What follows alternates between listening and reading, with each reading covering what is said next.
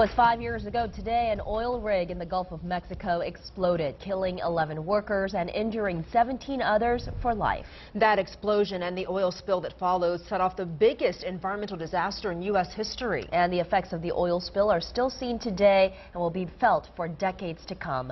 The federal government says more than 4 million barrels of oil spilled into the Gulf. Millions of dollars were lost due to the effects of the spill and the effects it had on the seafood industry. Well, 5 states, including Louisiana, are seeking money and damages from that spill. And then there's still questions on how this will affect countless wildlife who call the Gulf Coast home. Tonight, the father of one of the 11 victims is using his son's death as a platform to help other potential victims. Anchor Randy Russo sits down with him as he reminisces about his son's life and how he's making sure he didn't die in vain.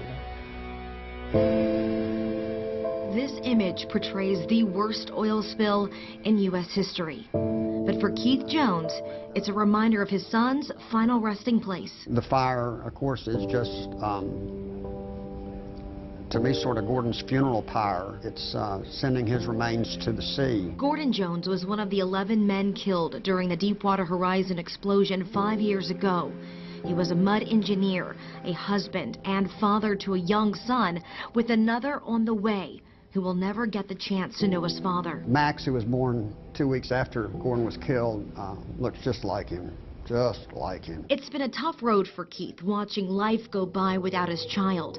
But in the midst of sadness and anger, he's taking up a cause in his son's name, trying to change the Death on the High Seas Act to ensure that families are properly compensated if their loved ones die miles out at sea. All Michelle was entitled to recover was the loss of Gordon's wages. She could have recovered funeral expenses, but we really didn't have a funeral for Gordon because we had nothing. However, his efforts have stalled in Washington. We succeeded in the House, but not in the Senate, and haven't made any progress since. Keith says he still plans to fight for change as long as he can. When another Deepwater Horizon happens and there's a new set of widows, maybe then. And hopes that through his efforts, Gordon's memory continues to radiate for years to come. He loved to make people laugh, loved to laugh himself, loved being around people. He's quite a guy. On your side, I'm Randy Russo, WDSU News. Wow, well, here's a look at the BP oil spill. It was the night of April 20th, 2010, when that explosion happened and flames ripped through the oil rig.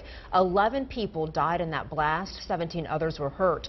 1 day later, the Coast Guard gave its first report on possible impact, a vastly underestimated worst-case scenario of 8,000 barrels a day spilling into the ocean. A week after that initial blast, oil had spread across a 100-mile swath of water. Then on April 29th, Governor Bobby Jindal declared a state of emergency for Louisiana, and 24 hours later, oil began washing ashore in Plaquemines Parish. And in May, officials from BP, Transocean, and Halliburton played the blame game in testimony before Congress. Some of BP's testimony we now know was either misleading or flat out untrue. As for the well, it was finally capped in mid-July, but the effects from the blowout continue to be felt across the Gulf South. And then November 15th of 2012, BP admitted criminal fault in the spill.